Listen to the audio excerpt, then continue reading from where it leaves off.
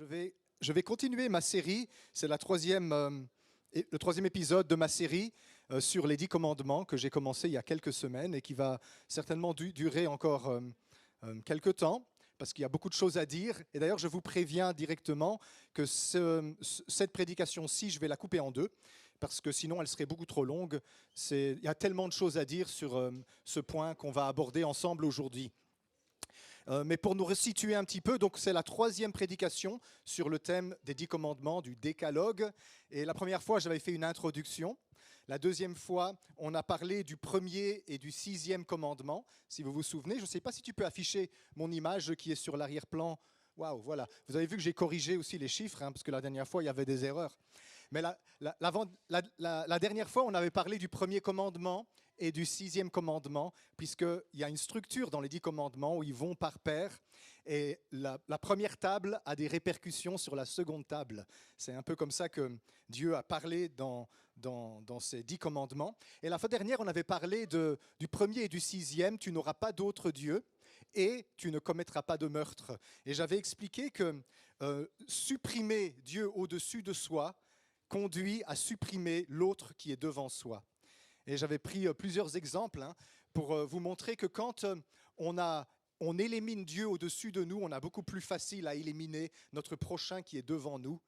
Parce que la vie de l'homme et sa dignité et son image tient au fait qu'il est une créature de Dieu. Et quand il n'y a plus de Dieu au-dessus de nous, il n'y a plus de raison de respecter la vie humaine qui est devant nous. C'est ce qu'on voit au milieu de notre monde actuel, mais qui a toujours été. Et aujourd'hui, on va parler du 2e commandement et du 7e commandement. Donc, ça a disparu, les tables sont retournées au ciel.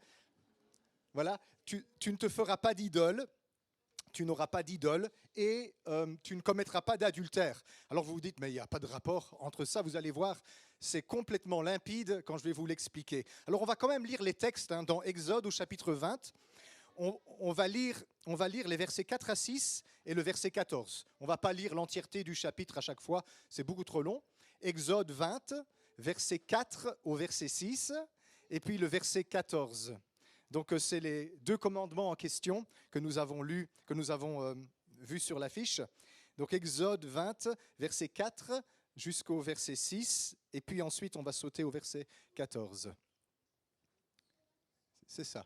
Donc, tu ne te feras pas d'image taillée, ni de représentation quelconque des choses qui sont en haut dans les cieux, qui sont en bas sur la terre, et qui sont dans les eaux plus bas que la terre.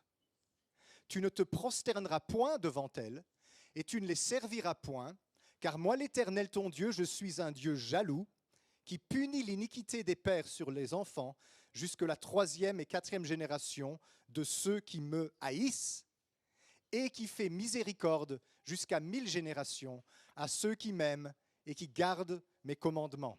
Verset 14 ? Verset 14, oui. Tu ne commettras point d'adultère. Donc le 2e et le 7e. Tu peux régulièrement remettre l'affiche avec les tables de la loi quand on en parle. Alors je veux resituer les 10 commandements dans le contexte que j'ai déjà expliqué la première fois. Dieu n'a pas donné les 10 commandements pour faire la morale au monde, ni pour leur donner un moyen par lequel ils pourraient être sauvés. Les 10 commandements ont été donnés dans un contexte de libération des esclaves. Et Dieu a dit, je vous ai libérés de la fournaise de l'esclavage en Égypte, et maintenant, je vais vous dire 10 domaines dans lesquels vous êtes encore esclaves, même si vous vous pensez libres, parce que vous n'arrivez pas à vous approcher de moi. Et on avait vu qu'Israël voulait s'approcher de Dieu, mais quand Dieu s'est manifesté, tout Israël, sauf Moïse, a pris la fuite, et ils ont dit à Dieu, non, ne parle plus, on va t'envoyer Moïse qui va t'écouter, c'est lui qui va nous parler de ta part, mais nous, on ne veut pas t'entendre parce qu'on a peur, on va mourir. Et donc, il y avait une grande terreur dans le cœur d'Israël qui les empêchait de s'approcher de Dieu parce qu'ils sont liés. Parce qu'ils ont des liens d'esclavage beaucoup plus sournois que les liens qui les tenaient en Égypte physiquement. Ici, il s'agit de liens spirituels. Alors, qu'est-ce qu'il peut y avoir comme relation entre le fait d'avoir des idoles est le fait de commettre l'adultère. La première table de la loi, elle concerne toujours nos relations verticales. La seconde table de la loi, elle concerne nos relations horizontales. Vous allez dire, mais les parents, c'est aussi horizontal. Non, les parents, c'est vertical, parce que les parents, c'est la première source d'autorité dans ta vie. Et donc ici, c'est toutes tes relations verticales, et ici, c'est toutes tes relations horizontales. Et dans la mesure où ça ne va pas dans tes relations verticales, ça n'ira pas dans tes relations horizontales. Il va y avoir des répercussions. Et donc on avait dit que si on élimine Dieu et on supprime ou on remplace Dieu au-dessus de nous, ça va amener le peuple à supprimer son prochain qui est devant lui. Et ici, avec les idoles, si nous sommes infidèles au Dieu qui est au-dessus de nous, nous serons infidèles à notre plus proche prochain, notre conjoint qui est en face de nous. S'il y a un intrus qui vient se mettre entre nous et Dieu au-dessus de nous, il y aura un intrus qui viendra se mettre entre moi et mon conjoint, entre moi et la personne avec qui j'ai fait une alliance. Si je trahis la relation exclusive que je suis censé avoir avec Dieu, je vais trahir la relation exclusive que je suis censé avoir avec mon prochain. Vous avez compris le lien qu'il y a entre ces deux-là. Et donc on va parler de ça ce matin. Je vais le faire en 2 fois parce que c'est très long. Et dans la deuxième partie, la semaine prochaine, je parlerai plus précisément de comment on construit des idoles. Parce qu'ici, il n'y a personne qui va dire « je suis idolâtre ». Et pourtant, nous le sommes tous à un niveau ou à un autre. Il n'y a personne qui se dit « moi, j'adore des idoles ». Même ceux qui adorent des idoles ne se disent pas qu'ils adorent des idoles, vous savez. Vous savez, l'idolâtrie, elle fait partie de l'histoire du monde depuis son commencement. Il y a toujours eu des idoles. Et vous savez ce qui est très connu en histoire des religions, les cultes idolâtres de l'Antiquité étaient des cultes où on adorait des faux dieux, où on avait des idoles, mais il y avait quelque chose aussi qui se passait toujours dans les temples païens, l'immoralité sexuelle. Et si vous connaissez un petit peu l'histoire de la Bible et l'histoire des religions et même l'histoire de notre civilisation humaine, l'idolâtrie va toujours de pair avec la débauche. Et d'ailleurs, Israël, souvent, quand Israël tombait dans l'adoration des idoles, il tombait aussi dans l'immoralité sexuelle. Parce qu'il y a un rapport étroit entre nos idoles et notre sexualité. Alors, je vais parler de sexualité. Rassurez-vous, les enfants, vous n'avez pas besoin de boucher vos oreilles. Je ne vais pas dire des choses que vous n'avez pas le droit d'entendre. Les parents, si vous êtes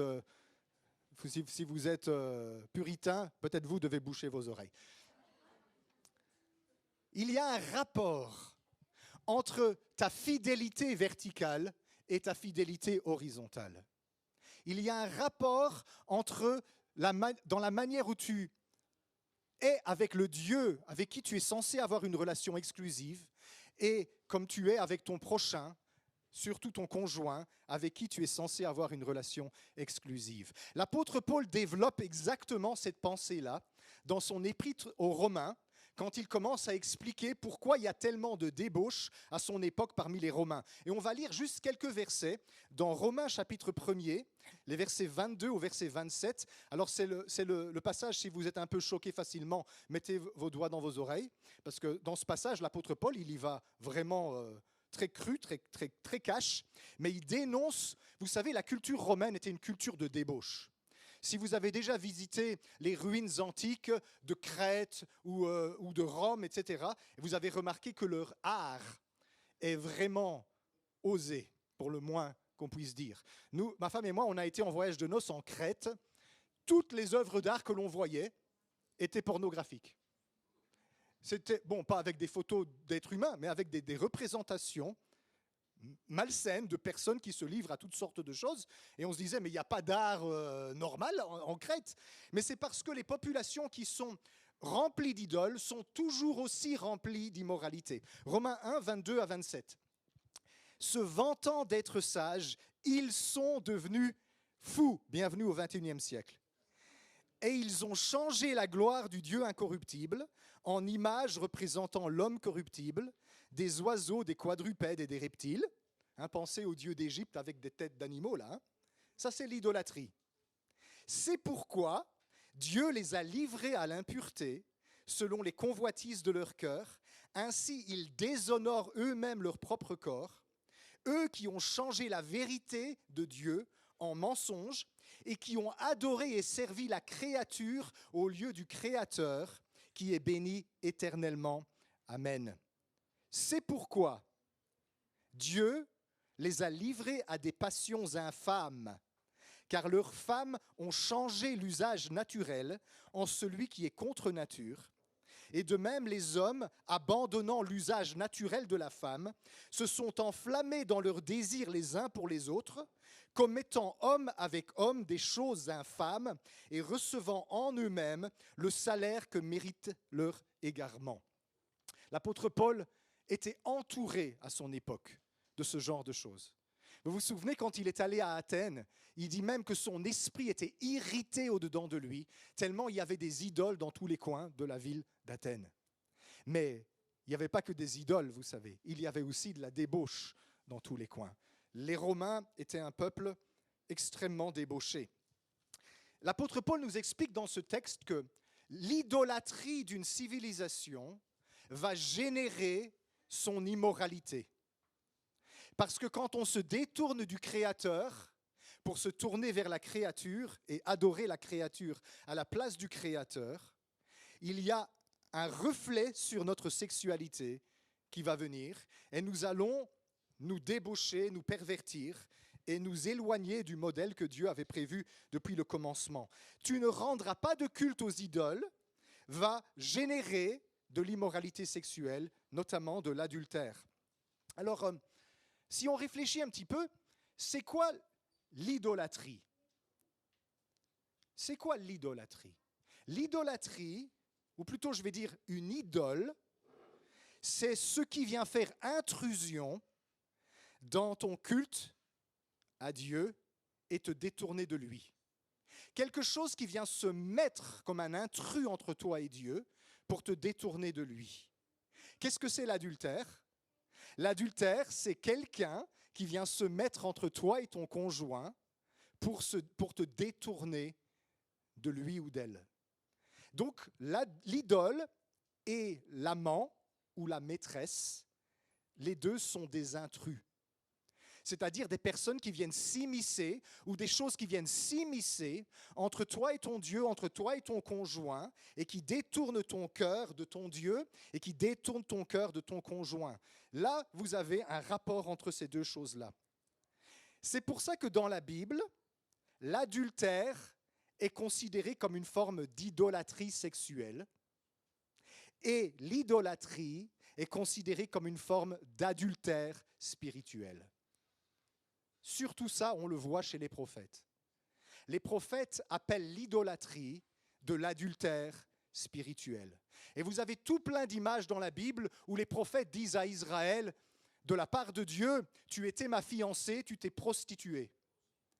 Mais quand Dieu dit tu t'es prostituée à Israël, il n'est pas en train de parler de la prostitution au faubourg de Bruxelles, à Gosselies.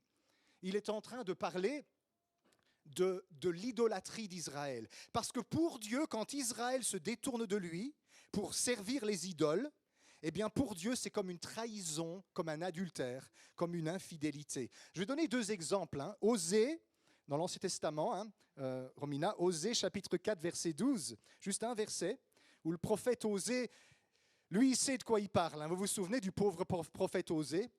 Pour représenter le cœur de Dieu qui était trahi par l'adultère d'Israël, Osée avait marié une femme prostituée qui le trompait. Osée 4, 12. Donc Osée, il était un homme droit, mais il incarnait dans sa génération la souffrance de Dieu. Dans son ministère prophétique, il était dans la souffrance parce que Dieu avait permis qu'il épouse une femme prostituée pour représenter ce que Dieu ressent quand son peuple lui est infidèle. Regardez ce qu'il dit ici. « Mon peuple consulte son bois. » Ça, c'est une idole. C'est les statues de bois qu'on se faisait. Et c'est son bâton qui lui parle. Les bâtons de sourcier et les gris-gris et les fétiches qu'on utilise pour faire de la magie. Vous savez, comme ces personnes les radiesthésistes là, qui ressentent les vibrations des bâtons. Voilà. Mon peuple consulte son bois et c'est son bâton qui lui parle, car l'esprit de prostitution égare, et ils se prostituent loin de leur Dieu. Osée fait référence à l'idolâtrie comme une sorte de prostitution. Quelques chapitres plus loin, au chapitre 5, les versets 3 et 4, il va dire ceci. Osée 5, versets 3 et 4. « Je connais Éphraïm, et Israël ne m'est pas caché. Car maintenant, Éphraïm, tu t'es prostitué, et Israël s'est souillé. Leurs œuvres ne leur permettent pas de revenir à leur Dieu, parce que l'esprit de prostitution est au milieu d'eux, et parce qu'ils ne connaissent pas l'Éternel. » Vous avez vu, c'est très courant chez les prophètes, mais Osée plus que tous les autres. L'idolâtrie est considérée comme une sorte de prostitution spirituelle. Alors revenons un petit peu à notre histoire de l'Exode. Quand Israël va se retrouver au pied du mont Sinaï et que Dieu va leur donner ce qu'ils ont demandé, Moïse va monter à la montagne pendant 40 jours pour aller recevoir les commandements sur des tables de pierre. Pendant ce temps, Israël se fabrique une idole, un veau d'or. Vous vous souvenez? Et ils vont commencer à faire la fête devant le veau d'or et ils vont se livrer à la débauche. Littéralement, ils vont batifoler. Ça veut dire jouer à des jeux malsains de nature équivoque. Et donc, on voit clairement que même Israël, qui vient d'être libéré de l'esclavage en Égypte, qui est au pied du mont Sinaï, qui a vu de ses yeux et entendu de ses oreilles la plus incroyable manifestation de la gloire de Dieu qui a jamais existé, aussitôt que Moïse n'est plus là, ils tombent dans l'idolâtrie et ça les entraîne dans l'immoralité. Il y a un rapport entre ta spiritualité et ta sexualité. Pourquoi? Parce que adorer, c'est se donner complètement à Dieu pour vivre une union spirituelle avec lui. La sexualité, c'est se donner complètement à notre conjoint légitime pour vivre une union avec lui ou elle, physique et émotionnelle, pas seulement physique quand même, physique et émotionnelle. Il y a une union dans les deux cas. Dans l'adoration, il y a une union à Dieu spirituelle. Celui qui s'attache au Seigneur ne forme avec lui qu'un seul esprit. Adorer, c'est pas parler. Adorer, c'est pas dire des mots de flatterie à Dieu. Adorer, c'est se donner à lui et s'unir à lui en esprit et en vérité. C'est vraiment quelque chose de surnaturel et même de mystique, l'adoration. L'adoration, c'est une expérience d'union à Dieu en esprit. La sexualité, c'est une expérience d'union à ton conjoint, physique, émotionnel, mais les deux impliquent un profond don de soi à l'autre. Quand tu adores, tu te donnes. Quand tu fais l'amour, tu te donnes. Les deux sont un don profond de soi à l'autre. Aimer, c'est se donner à l'autre. L'adoration est une façon d'aimer Dieu et de se donner à lui. La sexualité est une façon d'aimer notre prochain, notre conjoint, et de se donner à lui. Il n'y en a qu'un. Sauf si vous êtes chef d'une tribu africaine où j'en ai vu un comme ça qui a 104 enfants et des dizaines de femmes. Alors là, ça c'est du travail. Pensez au pauvre roi Salomon qui avait 700 épouses et 300 concubines. Il ne les voyait même pas une fois tous les 3 ans. Quelle horreur. À mon avis, son grand problème dans la vie, Salomon, c'était de se souvenir du prénom de celle qui était là ce jour-là. C'est comment encore toi? Mais il y a une thèse dans la Bible. Dieu est un Dieu de fidélité. Dieu est un Dieu d'exclusivité. D'ailleurs, le texte qu'on a lu tout à l'heure disait que Dieu est un Dieu jaloux. Il veut que nous lui appartenions à lui seul. Et il ne permettra pas à des amants de venir s'incruster entre vous et lui. Mais si vous avez des idoles qui viennent s'incruster entre vous et Dieu, vous aurez des amants qui viennent s'incruster dans votre mariage, entre vous et votre conjoint. Et si vous n'êtes pas marié, vous aurez des séductions et des séducteurs qui viennent s'incruster dans votre vie sexuelle et qui vous empêchent d'être pur et d'être droit pour le Seigneur. La thèse de la Bible en matière d'idolâtrie et de sexualité, c'est celle-ci. Si tu n'es pas fidèle à l'autre qui est au-dessus de toi, tu seras incapable d'être fidèle à l'autre qui est devant toi. Parce que ta fidélité verticale va déterminer ta fidélité horizontale. Si tu n'es pas fidèle à l'autre qui est devant toi, c'est que tu n'es pas fidèle à l'autre qui est au-dessus de toi. Et on peut savoir à coup sûr quelqu'un qui est débauché et qui ne vit pas dans la fidélité dans son mariage, eh bien ça ne va pas non plus dans sa relation avec Dieu.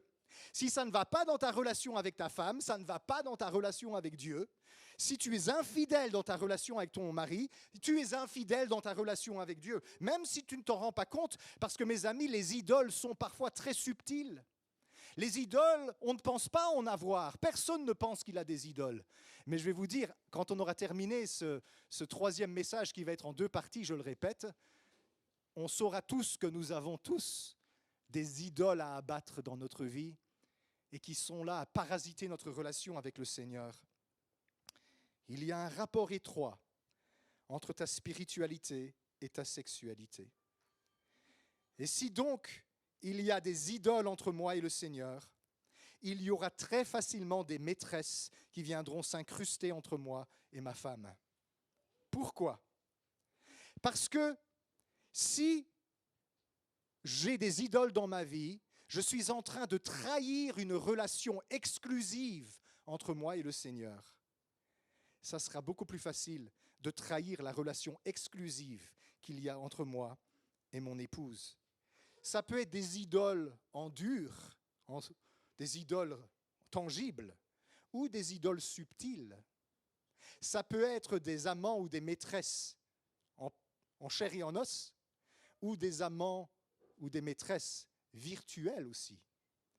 On peut être infidèle à son conjoint de plein de manières. Ce n'est pas seulement en ayant une relation extra-conjugale qu'on est infidèle à notre conjoint. C'est tout ce qui vient nuire à cette union voulue par Dieu entre moi et mon épouse, entre toi et ton conjoint. Ce qui vient parasiter cette union, ce qui vient séparer cette union, ça, c'est déjà de l'adultère. Je vais vous le dire comme ceci. Si tu ne peux pas être fidèle dans ton amour exclusif au Dieu qui voit tout, à qui rien n'échappe, et qui ne tolère aucun rival, comment veux-tu être fidèle dans l'amour exclusif à ton conjoint qui ne voit pas tout et à qui c'est facile de cacher des choses? Et pourtant, tu lui as promis qu'il n'y aurait jamais aucun rival. Vous avez saisi ça? Dieu voit tout. Et on peut le tromper allègrement dans nos idolâtries. Alors, c'est 10 000 fois plus facile de tromper notre conjoint parce que notre conjoint ne voit pas tout. Attention, les femmes voient beaucoup plus qu'elles ne laissent voir. Hein. Elles sont des créatures hautement psychologiques et pleines de discernement humain. Elles voient beaucoup plus que nous les hommes. Mais c'est pas parce que, monsieur, c'est pas parce que ta femme ne dit rien qu'elle n'a pas vu. Hein. Elle attend son moment. Elle attend le moment pour te dire quelque chose.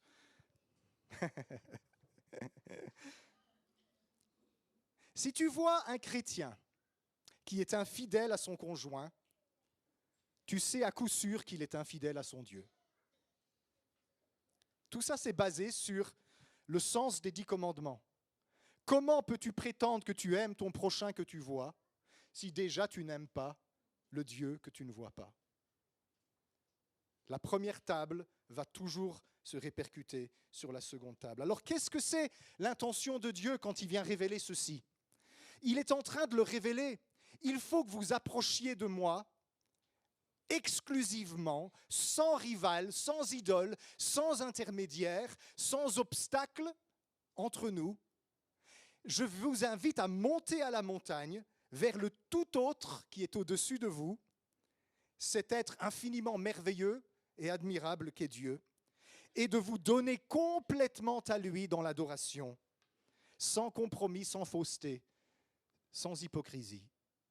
Et puis, je vous invite à descendre de la montagne et d'aller vers l'autre, cette personne toute différente de vous, mystérieuse et merveilleuse, et à vous donner complètement à elle. Je la montre elle du doigt parce que je n'ai pas envie que les autres se donnent des drôles d'idées. Se donner complètement à elle, sans obstacle, sans fausseté, sans compromis, sans rivaux entre elle et toi. Dieu veut que tu ailles sur la montagne éperdument amoureux de lui, t'offrir à lui en sacrifice d'adoration, et puis descendre de la montagne et t'offrir à ton conjoint avec un cœur entier, sans partage, sans compromis, sans rival, sans rien dans la tête. Vous savez, je ne vais pas aller trop loin parce que j'ai bien qu'il y a des enfants parmi nous, mais beaucoup de personnes me disent qu'elles ont des idées dans la tête quand elles sont avec leur conjoint et qu'elles pensent parfois même à d'autres personnes. Ça, c'est déjà de l'adultère. Et ça, c'est déjà une conséquence d'un problème spirituel. Quand tu t'approches de Dieu, quelle idée as-tu dans la tête de Dieu? Qui est entre toi et Dieu? Qu'est-ce que tu as comme obstacle entre toi et Dieu? Quelle représentation, quelle image? Vous savez, on peut avoir des amants et des maîtresses qui nous séparent de Dieu. Et Dieu veut nous délivrer de l'un et de l'autre. Alors on va parler un tout petit peu de l'idolâtrie, parce que c'est important, il me reste un quart d'heure et je veux quand même un petit peu avancer dans l'idolâtrie. Enfin, je veux avancer dans le sujet de l'idolâtrie, je ne veux pas avancer dans l'idolâtrie. Parce que les idoles sont extrêmement dangereuses pour nous. Dès que je dis idole, je suis sûr que beaucoup d'entre vous, vous pensez catholique. Les statues de Sainte Rita, de Saint Antoine de Padoue, de la Vierge Marie et des saints, divers saints auxquels on rend un culte. Ou peut-être que si vous connaissez un peu mieux, vous pensez aux orthodoxes, les icônes. Les orthodoxes, ils ont des petits cadres dorés, avec des images dorées, c'est du vrai or, hein, des saints auxquels ils accordent leur adoration. Vous pensez à ça, vous vous dites, ça c'est de l'idolâtrie. Eh bien, vous avez raison, c'est effectivement de l'idolâtrie pure et simple. Dès qu'on utilise des œuvres d'art, mais pas comme une œuvre d'art, mais comme un objet servant de support à notre culte à Dieu, ça devient une forme d'idolâtrie. Parce que l'idole, c'est cet intrus qui vient se glisser entre moi et Dieu. Ça devient comme une sorte d'intermédiaire, un faux médiateur. Alors je vais vous dire quel est l'unique intermédiaire qu'il y a entre Dieu et les hommes. Il s'appelle, j'entends que vous le murmurez là où vous êtes, dites-le plus fort, Jésus-Christ. Il y a un seul Dieu, 1 Timothée 2,5, il y a un seul Dieu et aussi un seul médiateur entre Dieu et les hommes, Jésus-Christ, homme. Toute autre image, toute autre personne, toute autre réalité qui vient se mettre entre moi et Dieu, à part le Seigneur Jésus, c'est une idole. Même si ça s'appelle prophète machin bidule extraordinaire ou monsieur le pasteur. Tout autre médiateur que Jésus-Christ est une idole. Le culte des saints, vous savez, dans l'Église catholique, part d'une bonne intention. Vous voulez que je vous explique c'est quoi l'intention derrière le culte des saints dans l'Église catholique? Eh bien, c'est très simple. Il y a des gens qui sont plus proches de Dieu que nous.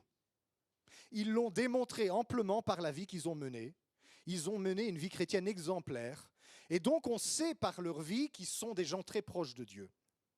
Alors, on va leur demander de prier pour nous, pour que nous puissions être au bénéfice de leur proximité avec Dieu. Ça, c'est ce qu'il y a derrière le culte des saints. Les saints, dans l'Église catholique, ce sont des hommes et des femmes très proches de Dieu, qui sont maintenant morts. Et nous l'avons vu qu'ils étaient proches de Dieu parce qu'ils ont mené une vie exemplaire.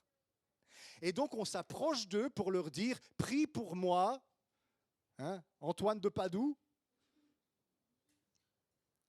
parce que je veux bénéficier de sa proximité avec Dieu. Le petit hic, c'est qu'ils sont morts. Tous les saints sont morts. Et toute prière adressée à un saint, c'est de la nécromancie. Tu es un nécromancien. Dès que tu commences à prier quelqu'un qui est mort. Et Dieu avait dit, dans le livre de Deutéronome, qu'on ne trouvera pas chez toi de personnes qui consultent les morts ou qui parlent avec les esprits. Quiconque s'adresse à un mort pour recevoir un bienfait de sa prière pratique la nécromancie, et la nécromancie est une abomination aux yeux de Dieu, parce que vous ne parlez pas avec un mort, les morts ne vous entendent pas, ils sont morts, c'est dans la définition de mort, ils sont morts à ce monde. Mais ceux qui vous entendent dans la nécromancie, ce sont des esprits impurs qui viendront se mettre entre vous et Dieu et qui vont très facilement, allègrement jouer le jeu de faire semblant qu'ils sont votre grand-mère ou Sainte Rita ou Saint Antoine de Padoue. Ça ne les dérange pas du tout de changer de nom. Vous savez, les idoles, à travers l'histoire des siècles, ont changé beaucoup de noms. Il y a une déesse ancienne babylonienne qu'on appelle Ishtar, reine du ciel. Elle est passée en Canaan, elle est devenue Astarté. Elle est passée dans le monde gréco-romain et elle s'est multipliée en plusieurs déesses, mais notamment Artémis, Diane, reine du ciel.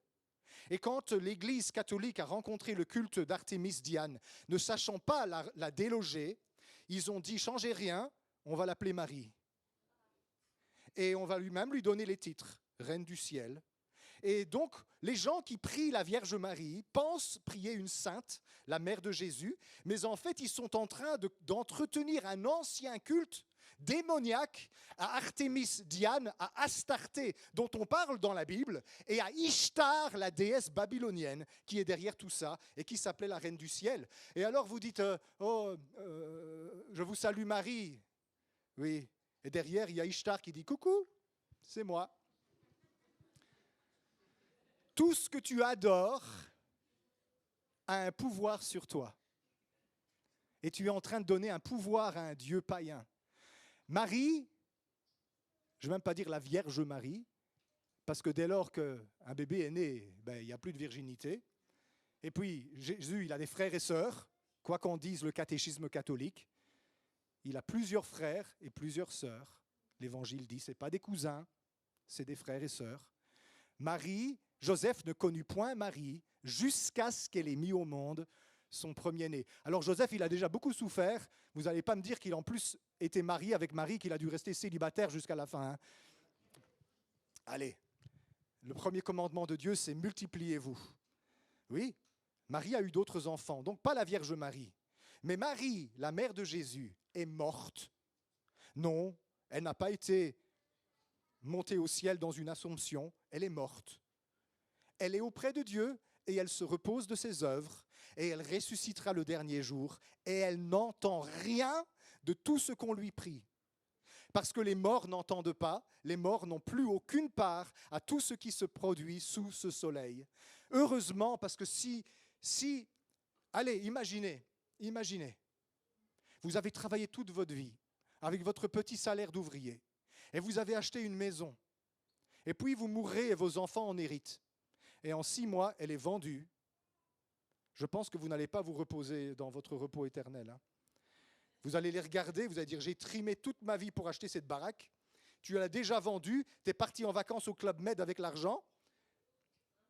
Et puis quand tu vas voir toutes les stupidités que tes descendants font, je crois que ton repos va vite être interrompu. Mais je veux vous dire, les gens qui sont avec Dieu, qui sont morts, ils sont tellement éblouis par la lumière incroyable de la face de Dieu, qu'ils n'ont pas le temps ni la volonté de vous regarder là.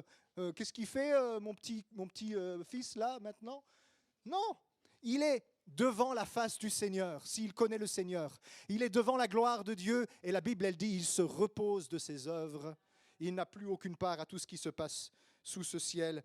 Et si tu pries un mort, tu pries des démons. Je vais le dire très clairement. Alors le culte des saints dans l'Église catholique, et je ne mâche pas mes mots, c'est de la nécromancie édulcorée d'un vocabulaire chrétien. Et si ça ne te plaît pas, ben, change de chaîne. Mais c'est la vérité. Mais c'est plus que ça encore. Parce que si tu penses qu'il y a quelqu'un très proche de Dieu et que tu vas vers lui pour qu'il prie pour toi, Saint Antoine de Padoue prie pour moi, tu es en train de laisser un intrus s'installer dans ta relation avec Dieu, alors que Dieu il t'invite à aller devant lui, face à face, dans sa présence, pour l'adorer sans obstacle, parce que le seul médiateur entre Dieu et les hommes, c'est Jésus-Christ, et Jésus-Christ, il est Dieu fait homme. Et donc, Dieu veut nous donner un accès à lui entier et complet. Et il ne veut pas qu'on soit là avec machin bidule, prie pour moi. Alors, j'ai assez tapé sur les catholiques et les orthodoxes ce matin. Donc, si tu es un frère catholique ou orthodoxe et que tu écoutes ce message, pardonne-moi ce petit dérapage. Mais reste là pour la suite parce que maintenant, je vais m'en prendre aux protestants. Ah ah, nous, on n'est pas idolâtres, hein. Nous, on n'a pas d'idole et on n'a pas d'idolâtrie. Nous, on ne prie pas les morts. Mais quand tu comprends que le culte des saints, c'est, j'imagine qu'il y a quelqu'un qui est plus proche de Dieu que moi, et je vais vers lui pour dire « Saint Antoine de Padoue, prie pour moi », quelle différence y a-t-il entre moi qui m'imagine que tel serviteur de Dieu est plus proche de Dieu que moi, et que je vais dire « Apôtre machin chouette, prie pour moi », ou « Monsieur le pasteur, prie pour moi ». Saint Christophe de Courcelles, priez pour nous, pauvres pécheurs. Mes enfants, bâtissez-moi une petite chapelle. Non, un beau bâtiment. Quand un chrétien dit « Pasteur, prie pour moi », j'ai peur. J'ai peur que derrière ça, il y a cette idée que ce pasteur est plus proche de Dieu que moi et je veux bénéficier de sa proximité avec Dieu parce que je pense que si lui prie pour moi, il y a plus de chances que je sois exaucé que si moi je prie Dieu. Si c'est ça, c'est de l'idolâtrie. Les catholiques et les orthodoxes rendent un culte aux saints qui sont morts. Les protestants rendent un culte aux saints qui sont vivants. Mais, allez, avouez, est-ce qu'il n'y a pas du culte de la personnalité dans le monde protestant, évangélique, charismatique, pentecôtiste ? Il y a énormément de culte de la personnalité. Est-ce que vous ne connaissez pas sur le bout des doigts comme ça plusieurs noms de grands serviteurs de Dieu, de grandes servantes de Dieu ? Non, non, non. Merci, j'ai au moins un adepte. Bientôt, j'ai fondé ma secte. Si je vous dis, une grande servante de Dieu avec une onction tellement puissante que les stades étaient remplis de l'esprit, les gens guérissaient dans le parking avant même d'y rentrer, vous pensez à qui ? Oui. Si vous ne la connaissez pas, regardez un petit peu qui était cette personne. C'est une grande femme de Dieu. Oui. Vous savez qu'il y a des gens qui vont sur sa tombe parmi les chrétiens évangéliques, charismatiques, pour aller chercher son onction qui est dans les eaux. Vous savez qu'il y a des gens qui la vénèrent tellement, qui parlent comme elle, qui ont adopté ses manières. Vous savez, c'était une femme un peu grandiose, là, avec des airs de cantatrice. Là. Elle faisait des grands mouvements amples comme ça, et elle parlait doucement. « N'attristez pas, mon cher Saint-Esprit. » Elle était comme ça, c'était son genre, elle était comme ça. Mais il y a toute une génération de serviteurs de Dieu qui l'imitent et qui parlent comme elle, qui copient ses messages. Et même, il y en a qui sont allés sur sa tombe pour aller recevoir son onction. Mais alors vous allez dire, les catholiques et les orthodoxes sont pleins d'idolâtrie. Moi, je pense que les protestants évangéliques sont parfois encore plus idolâtres. Alors, je ne veux pas dire, attention, hein, rassurez-vous, je ne veux pas dire qu'on ne peut pas prier pour quelqu'un. Si je dis Mao prie pour moi, je ne vais pas bien. Ce n'est pas obligatoire que je considère Mao comme un intermédiaire, une idole. Mais qu'est-ce qu'il y a dans mon cœur ? C'est pour ça que moi, quand on dit « Pasteur, prie pour moi », moi, je ne veux pas prier pour toi, je veux prier avec toi. Je veux bien me mettre à côté de toi pour dire « Amen » à ta prière et seconder ta prière. Mais toi, tu vas prier en premier. Et vous verrez, souvent, quand les gens me demandent de prier pour eux, je leur dis, OK, vas-y, prie, et moi, je vais embrayer dans ta prière. Ah non, mais moi, je veux que tu pries pour moi. Non, mais moi, je ne suis pas Jésus. Jésus, il prie pour toi dans le ciel. Jésus, il prie pour toi. Prie Jésus. Et je vais écouter ce que tu dis et je vais m'emboîter dans ta prière. Je vais embrayer dans ta prière et je vais dire amen à ta prière. Parce que là où 2 ou 3 s'assemblent pour demander une chose quelle qu'elle soit, elle leur sera accordée. Et pasteur prie pour moi, c'est dans ce cadre-là que ça fonctionne. C'est que je suis tout seul à prier le Seigneur et je vais demander à des frères et sœurs de venir prier avec moi pour qu'ensemble on puisse s'unir et adresser notre prière à Dieu. Mais si ta demande, c'est de penser que tu vas bénéficier de mon extraordinaire onction, de ma proximité sans pareil avec le Dieu vivant, eh bien, tu sais ce que Dieu va faire? Dieu va me faire déchoir à tes yeux pour que tu vois que je ne suis qu'un simple homme et que je ne suis pas un intermédiaire entre Dieu et les hommes. Et vous savez quoi? Avant de déchoir à vos yeux, je préfère m'abattre moi-même. Et c'est pour ça, il y en a plein qui ne sont pas contents, mais je m'en fous, je ne veux pas qu'on m'appelle monsieur le pasteur. Parce que moi, je ne t'appelle pas madame l'infirmière ou monsieur l'avocat. Et je ne suis pas un autre type de chrétien que toi. Nous avons un seul chef, et c'est le Seigneur Jésus, l'unique médiateur entre Dieu et les hommes. Et moi, je ne veux pas trahir le cœur de Dieu en devenant une idole entre vous et lui. Et je vous encourage à faire la même chose pour tous les serviteurs de Dieu. Ça ne veut pas dire qu'on ne les respecte pas et qu'on ne les honore pas. Ça ne veut pas dire qu'on ne reconnaît pas l'onction qui est sur leur vie. Mais ça veut dire qu'on ne laisse personne prendre la place de Jésus dans notre vie. Parce que dès l'instant où tu as une idole dans ta vie, qu'elle soit une statue de Sainte Rita, ou que ce soit un serviteur de Dieu auquel tu te voues parce que tu es devenu son adepte et qu'il est ton gourou, ça va te nuire. Ça va engendrer une rupture entre toi et le Seigneur et une dépendance vis-à-vis de ce serviteur de Dieu. Une relation codépendante va s'installer. Suivez-moi un instant, je vais bientôt clôturer cette histoire, mais suivez-moi encore un instant. Qu'est-ce que je veux, moi, quand je cherche un serviteur, une servante de Dieu, ointe? Je veux que quelqu'un aille devant Dieu pour moi, parce que moi, je ne veux pas payer le prix d'aller vers le Seigneur et de sacrifier ma vie. Alors je voudrais que quelqu'un le fasse à ma place, et je vais dire, prie pour moi. Toi, va à la montagne, toi, parle avec Dieu, mais moi, je ne vais pas y aller parce que moi, j'ai trop peur d'aller près de Dieu. Il y a des liens dans ma vie. Et je suis en train de rabattre mes liens d'idolâtrie sur le serviteur de Dieu. Et le serviteur de Dieu qui se laisse faire, qui accepte d'entrer dans ce petit jeu-là, qu'est-ce qu'il veut, lui? Je vais changer de costume, je vais faire un costume sur mesure et je vais mettre des colombes sur mon col et des belles bagues en or. Et je vais dire, viens, touche mon mouchoir. Une force est sortie de moi. Je vais entrer dans ce genre de jeu-là. Parce que qu'est-ce que c'est? C'est du narcissisme. C'est que les serviteurs de Dieu qui jouent à ce jeu-là, ils ont un problème dans leur identité. Ils vivent du regard que vous leur portez. Vous voulez un intermédiaire. Eux, ils veulent être vus et admirés. Eh bien, c'est une relation codépendante. C'est ça, les sectes. Je vous assure, il y a des sectes sur cette terre.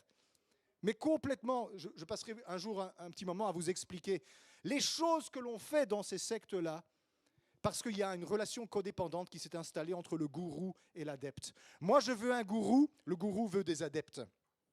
Là où il y a ce genre de choses, il y a toujours de l'idolâtrie, il y a toujours une mauvaise image de Dieu, il y a toujours un détournement de l'adoration qui est due à Dieu seul. Et, écoutez, il y a facilement des démons qui se mettent derrière. Je suppose que ça ne vous étonne pas si je vous dis que derrière le culte à Sainte Rita, à Saint-Antoine de Padoue et à la Vierge Marie, il y a facilement des démons qui se mettent derrière. Je l'ai expliqué. Est-ce que vous envisagez que derrière le culte du serviteur de Dieu, de la servante de Dieu ointe de l'Esprit, il n'y a pas des démons qui se mettent derrière? Avez-vous remarqué comment dans les grandes églises, où il y a des stars, qui leur servent de pasteurs. Dans ces grandes églises-là, il y a des personnes qu'on a élevées, qu'on a érigées en idoles. Leur nom est devenu une marque de fabrique mondialement connue. Tôt ou tard, elles tombent. Et quand elles tombent, c'est un fracas. Je ne sais pas s'il y en a parmi vous qui ont Disney+. La chaîne payante Disney+. Ne levez pas la main. Je ne vais pas vous humilier en public. Il y a une église extrêmement connue que beaucoup d'entre vous connaissez. Je ne vais pas dire le nom parce que je ne veux pas faire de mauvaise pub pour qui que ce soit. Il y a un reportage sur Disney+ à ce sujet-là, sur une église très connue, qui a produit peut-être un cantique sur 10 de ce que nous chantons depuis 20 ans. Des stars, des personnes avec des grands noms.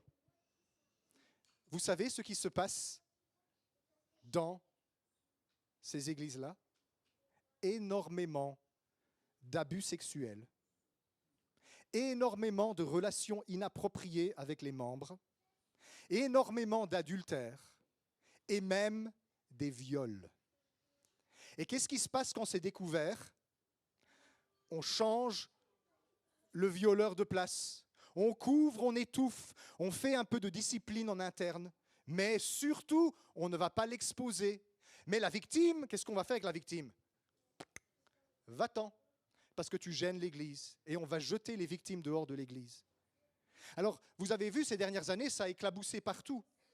Dans l'Église catholique, on a découvert qu'il y avait énormément de prêtres qui n'étaient pas fidèles à leurs vœux de chasteté et qui abusaient des petits-enfants. Ça a été tout un reportage qui a fait beaucoup de scandales il y a quelques années. Et c'est vrai. Vous pensez qu'il y a moins de cela dans les églises évangéliques charismatiques?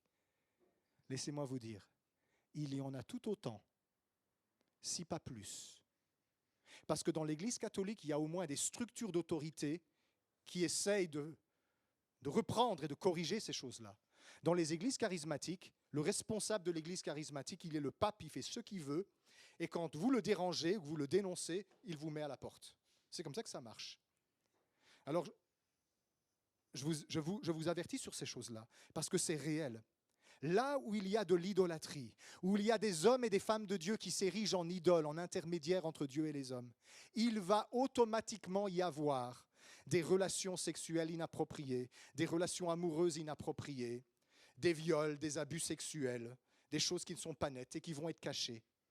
Parce que l'idolâtrie verticale va avoir des répercussions horizontales. Et si nous, on érige des hommes et des femmes de Dieu comme des gourous entre nous et le Seigneur, va vers le Seigneur, prie pour moi, parce que toi, tu as de l'onction, prophète. Quand toi, tu pries, il se passe des miracles.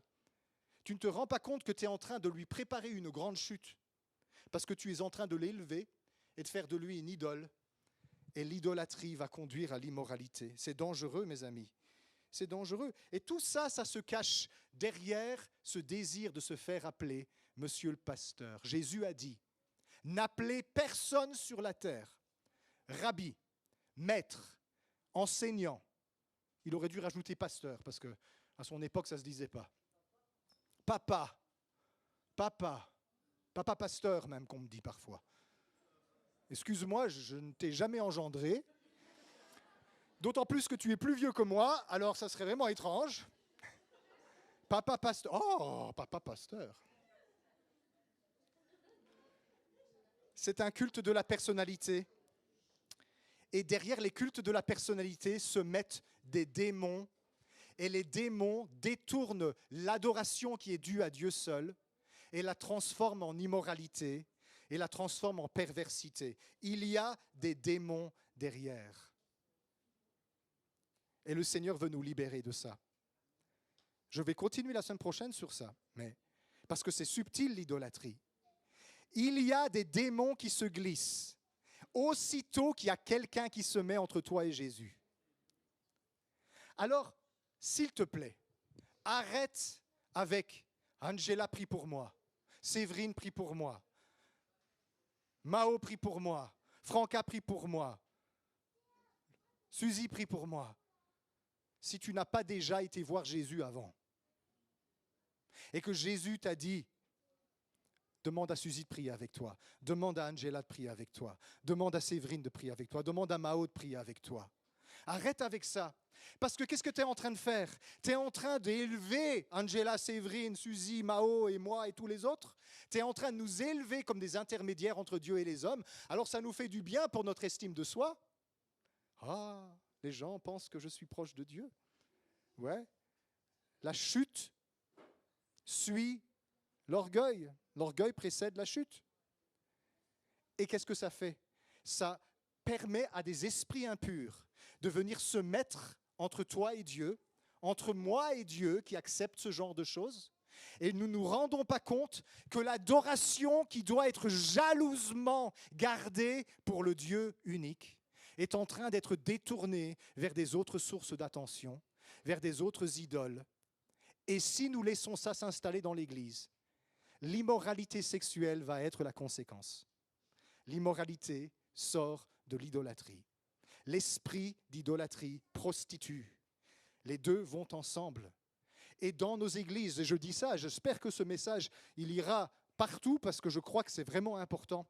Nous, le monde évangélique, pentecôtiste et charismatique, on a besoin de se repentir de notre culte de la personnalité, où nous avons envoyé Moïse à la montagne pour prier pour nous. Alors que Dieu disait, viens, je t'invite dans ma présence. Il n'y a qu'un seul intermédiaire entre Dieu et les hommes, c'est Jésus-Christ. Viens. Alors je vous invite, on va encore réfléchir la semaine prochaine sur ça, mais je vous invite à réfléchir à vos représentations de Dieu, aux obstacles que vous avez mis entre vous et Dieu. Parce que vous avez peut-être peur d'aller vers lui, vous avez peut-être peur de ce qu'il va vous dire. Le Seigneur n'est pas culpabilisant. Le Seigneur ne fait pas la morale. Le Seigneur, il cherche à mettre en lumière les points sur lesquels tu es retenu parce qu'il a envie que tu puisses aller vers lui et te donner éperdument à lui dans une adoration passionnée. Et il a envie que tu puisses aimer ton prochain comme toi-même et ton conjoint comme ton plus proche prochain. Il a envie qu'il y ait de l'amour qui coule partout. Et il a envie que les démons déguerpissent. Il a envie que les démons s'en aillent. Il a envie qu'on soit libéré des démons. Si tu te sens mal à l'aise, là, pendant que je suis en train de parler, il y a un truc qui tourne pas rond dans ta religion. Désolé d'avoir été un peu cru aujourd'hui, mais je m'en repens pas. C'était un désolé pour la forme, parce que je veux déranger. Je veux déranger toutes les intermédiaires, toutes les fausses autorités, tous les esprits impurs qui se cachent. Et je vous invite, si vous voulez bien, vous lever avec moi pour qu'on prie un instant et qu'on prenne position en tant qu'Église. Parce que nous n'aurons pas d'autre Dieu que le Dieu d'Israël, le Dieu d'Abraham, d'Isaac et de Jacob. Et aucun être humain ne viendra se mettre entre nous et notre Dieu. Abat toutes les idoles. Abat toutes les idoles. Et Seigneur, je veux te demander vraiment de nous montrer à chacun de nous, tous ensemble, quelles sont les idoles qui sont érigées entre toi et nous et qui nous empêchent d'aller vers toi. Seigneur, fais-les apparaître, montre-nous les idoles dans toute leur laideur. Et j'appelle ta jalousie à s'embraser, Seigneur, contre nos idoles, parce que nous te devons un culte exclusif. Tu es un Dieu jaloux parce que tu nous aimes à la folie. Et Seigneur, nous ne voulons pas manger et boire à la table des idoles. Nous voulons être à ta table, manger et boire dans ta présence, sans obstacle, sans intermédiaire autre que Jésus-Christ, ton Fils, qui est au ciel et qui prie pour nous. Alors Seigneur Jésus, on veut te dire ce matin qu'on te reconnaît comme le médiateur, l'unique médiateur entre Dieu et les hommes. Ce n'est pas Bouddha, ce n'est pas Krishna, ce n'est même pas le pape. Ce n'est pas les superstars du monde évangélique, et ce n'est pas monsieur le pasteur non plus. Ce n'est pas ma marraine ou mon parrain de baptême. C'est toi, Seigneur Jésus, qui es le médiateur. Et on invoque ton nom, et on te demande, Seigneur Jésus, que ton épée tombe sur les idoles. Non seulement dans notre Église, mais aussi dans notre génération. Et que nous soyons une génération libérée de ces idoles, libérée de toute idolâtrie. Et Seigneur, on veut prendre position contre cette idolâtrie qui est dans notre civilisation et qui génère toutes ces immoralités et toutes ces débauches et toutes ces trahisons et toutes ces infidélités et tout cet adultère, Seigneur, qui est partout dans notre civilisation. Oh Seigneur, on ne va pas pointer le doigt vers les adultères et les débauchés parce qu'on sait bien que le problème, il est spirituel. Il vient de cette prostitution idolâtrique de notre civilisation qui t'a rejeté comme le seul vrai Dieu et qui s'est fait des dieux à son image, à sa ressemblance. La gloire, l'argent, le pouvoir, le plaisir, toutes ces choses. Abat les idoles, Seigneur. À commencer dans nos vies et puis dans la société autour de nous. Et que nous soyons une église radicale, Seigneur. Une église vouée corps et âme à toi. Une église d'adorateurs puissants qui te représentent sur la terre. Des représentants de Jésus-Christ qui est au ciel et qui prie pour nous. Seigneur, merci de mettre ton discernement dans nos vies et que pendant cette semaine, Seigneur, nous voyons clair dans les différents domaines de nos vies où il y a des choses qui ont besoin d'être détrônées, d'être abattues, pour que tu sois le seul vrai Dieu qui règne au milieu de ton peuple. Merci Saint-Esprit, parce que c'est toi qui convaincs. Merci Saint-Esprit, parce que tu brises les chaînes et tu libères mon frère, ma sœur ici présent, qui est dans les liens de l'adversité, retenu dans sa spiritualité et retenu dans sa sexualité. Et maintenant, dans le nom de Jésus, je prends autorité sur les chaînes d'idolâtrie et de débauche dans la vie de ceux qui sont ici et de ceux qui nous regardent sur Internet.